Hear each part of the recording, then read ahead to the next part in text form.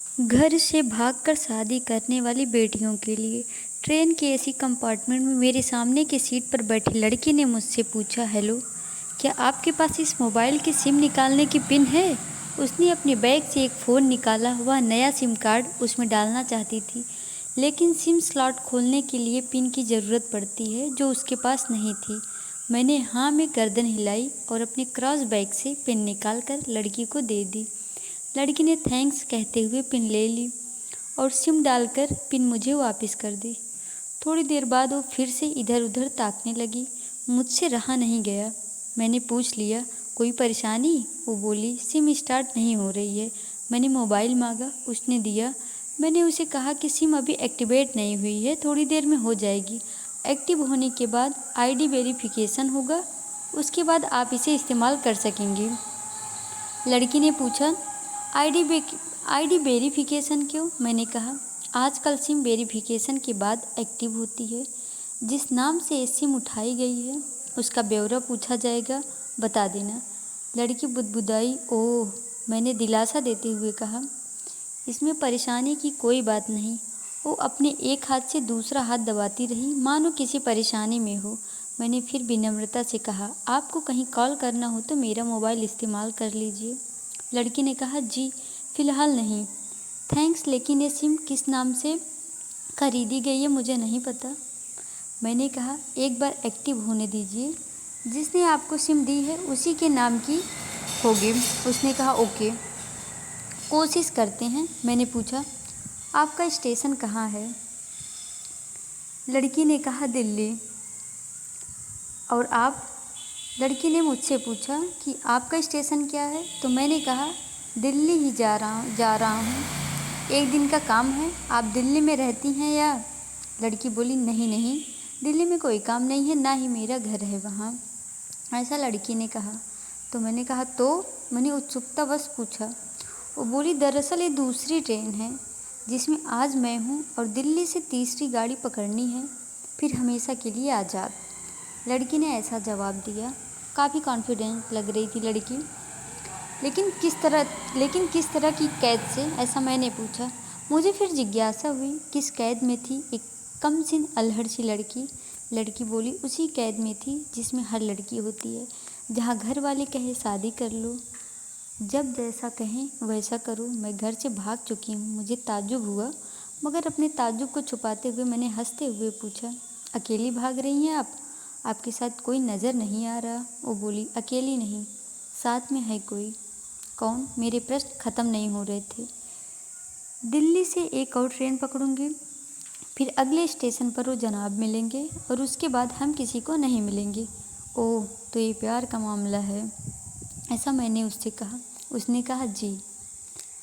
मैंने उससे कहा कि मैंने भी लव मैरिज की है। ये बात सुनकर वो खुश हुई, बोली, वाह, कैसे, कब?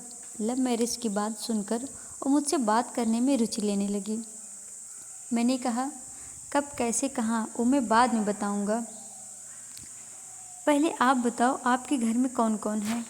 उसने होशियारी बरतते हुए कहा, ओ मैं आपको क्यों बताऊं? मेरे घर में कोई भी हो सकता है, मेरे पापा, माँ, भाई, बहन, या हो सकता है भाई ना हो, सिर्फ बहनें हों, या ये भी हो सकता है कि बहनें ना हों और दो चार गुस्सा करने वाले बड़े भाई हों। मतलब मैं आपका नाम भी नहीं पूछ सकता। मैंने काउंटर मारा। वो बोली, कुछ भी नाम हो सकता है, मेरा टीना, मीना, रीना, कुछ भी हो सकता है। बहुत बातूनी लड़की थी वो। थोड़ी इधर उधर की बातें करने के बाद उसने मुझे टॉफ़ी दी, जैसे छोटे बच्चे देते हैं क्लास में।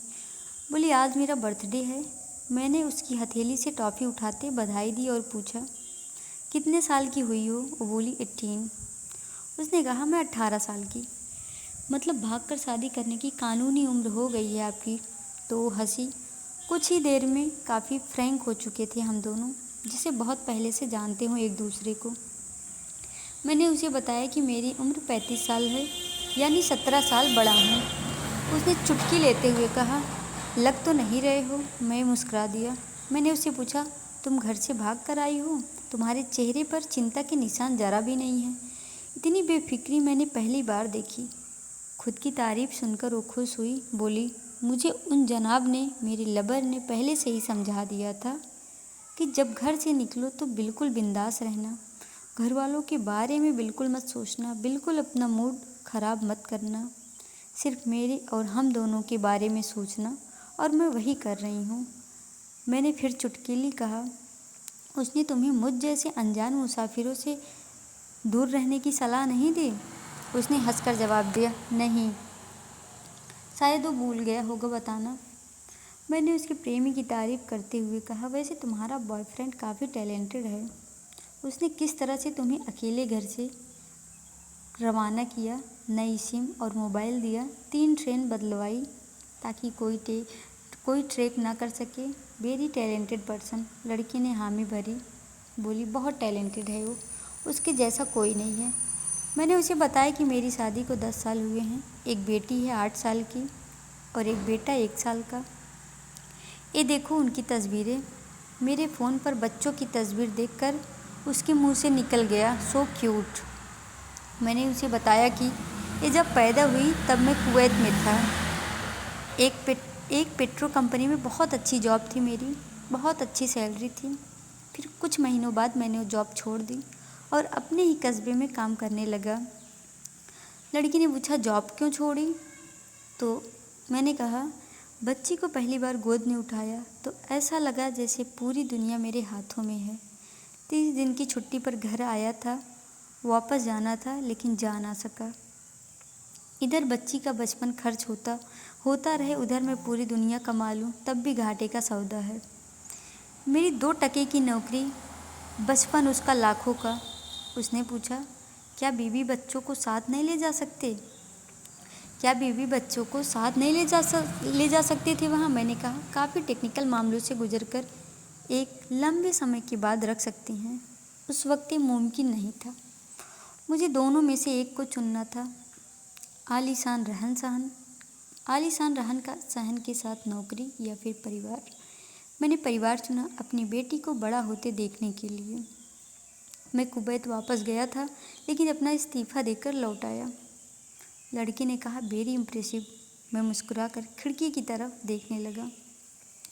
उसके बाद लड़की ने पूछा, अच्छा आपने तो लव मैरिज की थी ना, फिर आप भाग कर कहाँ गए? कैसे रहे और कैसे गुजरा वो वक्त? लड़की ने ऐसा पूछा। उसके हर सवाल और हर बात में मुझे महसूस हो रहा था कि ये लड़की लड़कपन के शिखर पर है, बिल्कुल नासमझ है और मासूम छोटी बहन से। मैंने उसे बताया कि हमने भागकर शादी नहीं की और ये भी है कि उसके पापा ने मुझे पहली नज़र में सख्ती से रिजेक्ट कर दिया था। उन्होंने आपको रिजेक्ट क्यों किया? लड़की ने ऐसा पूछा लड़के से, मुझसे। फिर मैंने कहा, रिजेक्ट करने का कुछ भी कारण हो सकता है, मेरी जात, मेरा काम, घर, परिवार। बिल्कुल सही। लड़की ने सहमति दर्ज कराई और कहा, बिल्कुल सही। और आगे पूछा, फिर आपने क्या किया? उसके बाद मैंने कहा, मैंने कुछ नहीं किया, उसके पिता ने रिजेक्ट कर दिया। वहीं से मैंने अपने बारे में अलग से सोचना शुरू कर दिया था। खुशबू ने मुझे कहा कि भाग चलते हैं। मेरी वाइफ का नाम खुशबू है। मैंने 2 टूक मना कर दिया। वो 2 दिन तक लगातार जोर देती रही कि भाग चलते हैं। मैं मना करता रहा। मैंने उसे समझाया कि भागने वाले जोड़े में लड़की की इज्जत पर कोई ख़ास फर्क नहीं पड़ता, जबकि लड़की के पूरे कुल की इज्जत धुल जाती है। भगाने वाले लड़का उसके दोस्तों में हीरो माना जाता है, लेकिन इसके विपरीत जो लड़की प्रेमी संग भाग रही है वो उल्टा कहलाती है। मोहल्ले के लड़के उसे चालू कहते हैं। बुराइयों के तमाम शब्दकोश लड़की के लिए इस्तेमाल किए जाते हैं। भागने वाली लड़की आगे चलकर 60 साल की वृद्धा भी हो जाएगी, तब भी जवानी में किए उस कांड का कलंक उसके माथे पर से नहीं मिटता। मैं मानता हूँ कि लड़का लड़की को तौलने का ये दोहरा मापदंड गलत है, लेकिन हमारे समाज में है तो यही है। ये नज़रिया गलत है मगर सामाजिक नज़रिया यही है। वो अपने नीचे का होठ दांतों तले पीसने लगी। उसने पानी की बोतल का ढक्कन खोलकर एक घूंट पिया। मैंने कहा, अगर मैं उस दिन उसे भगा ले जाता तो उसकी माँ तो शायद कई दिनों तक पानी भी ना पीती। इसलिए मेरी हिम्मत ना हुई कि ऐसा काम करूं। मैं जिससे प्रेम करूं उसकी माँ बाप मेरे माँ बाप के समान ही हैं, चाहे शादी ना हो तो ना हो। कुछ पल के लिए वो सोच में पड़ गई, लेकिन मेरे बारे में और अधिक जानना चाहती थी। उसने पूछा, फिर आपकी शादी कैसे हुई? मैंने बताया कि खुशबू की सगाई कहीं और कर दी गई थी। धीरे धीरे सब कुछ नॉर्मल होने लगा था। खुशबू और उसके मंगेतर की बातें भी होने लगी थी फ़ोन पर। लेकिन जैसे जैसे शादी नज़दीक आने लगी, उन लोगों की डिमांड बढ़ने लगी। डिमांड मतलब? लड़की ने ऐसा पूछा।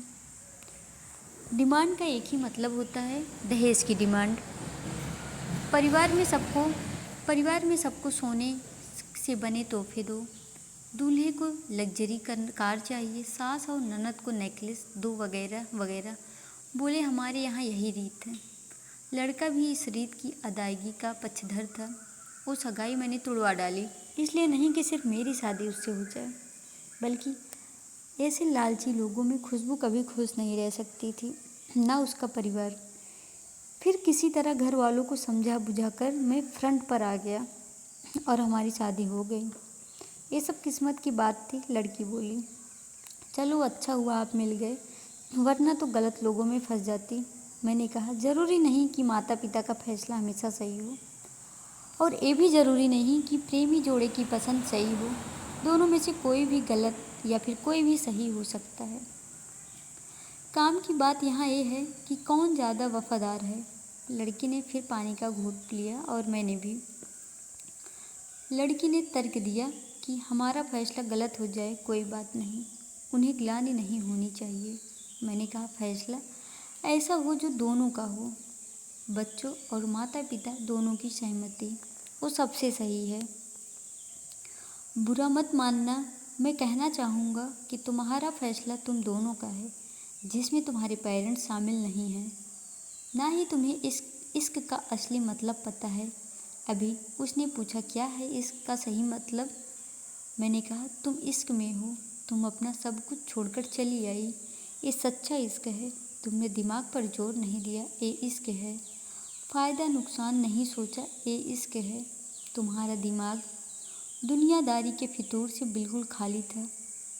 उस खाली जगह में इश्क का फितूर भर दिया गया। जिन जनाब ने इश्क को भरा, क्या वो इश्क में नहीं है? यानी तुम जिसके साथ जा रही हो वो इश्क में नहीं है, बल्कि होशियारी, हीरोगिरी में है। जो इश्क में होता है वो इतनी प्लानिंग नहीं कर पाता है, 3 ट्रेनें नहीं बदलवा पाता है, उसका दिमाग इतना काम नहीं कर पाता है। कोई कहे मैं आशिक हूँ और वो सातिर भी हो, ये नामुमकिन नहीं है। मजनू इश्क में पागल हो गया था, लोग पत्थर मारते थे उसे। इश्क में उसकी पहचान तक मिट गई। उसे दुनिया मजनू के नाम से जानती है, जबकि उसका असली नाम कैस था, जो नहीं इस्तेमाल किया जाता।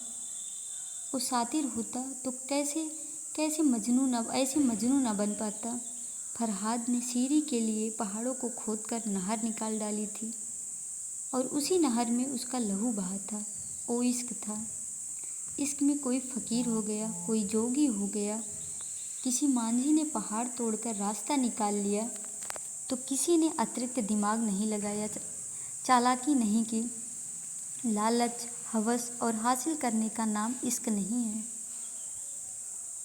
इश्क समर्पण करने को कहते हैं, जिसमें इंसान सबसे पहले खुद का समर्पण करता है, जैसे तुमने किया। लेकिन तुम्हारा समर्पण हासिल करने के लिए था, यानी तुम्हारे इश्क में लालच की मिलावट हो गई। लड़की अचानक खो सी गई। उसकी खिलखिलाहट और खिलंदड़ापन एकदम से खामोशी में बदल गया।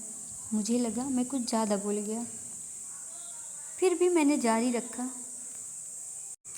मैंने कहा, प्यार तुम्हारे पापा तुमसे करते हैं। कुछ दिनों बाद उनका वज़न आधा हो जाएगा। तुम्हारी माँ कई दिनों तक खाना नहीं खाएगी, ना पानी पिएगी, जबकि आपको अपने आशिक को आजमा कर देख लेना था। ना तो उसकी सेहत पर फर्क पड़ता, ना दिमाग पर। वो अक्लमंद है, अपने लिए अच्छा सोच लेता।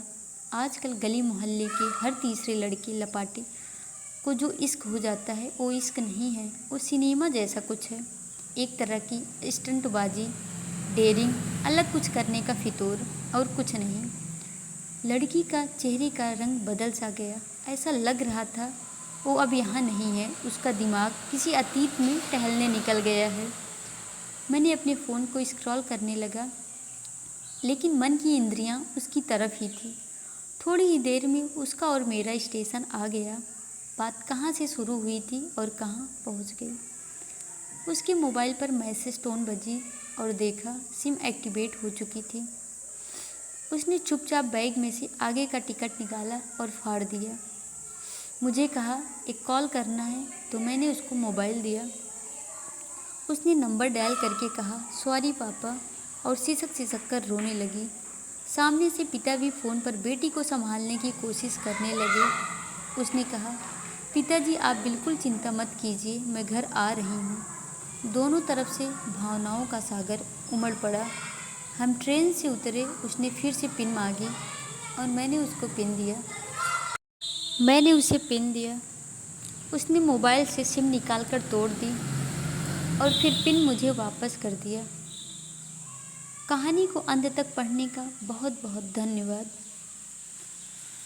देश की सभी बेटियों को समर्पित है ये मेरा दावा है, माता पिता से ज़्यादा तुम्हें दुनिया में कोई प्यार नहीं करता। कहानी पढ़कर शेयर अवश्य करें, जिससे कि कोई परिवार या किसी भी बेटी और उनका भविष्य इससे बच सके। और यह वीडियो आप ज़्यादा से ज़्यादा लोगों तक पहुंचाएं, जिससे कि हर कोई इस बात को समझ सके कि माता पिता से ज़्यादा प्यार दुनिया में कोई और नहीं कर सकता, वह कितना भी बड़ा आशिक क्यों ना हो। Thank you so much. अगर यह वीडियो पसंद आए हो तो सब्सक्राइब अवश्य करें। धन्यवाद।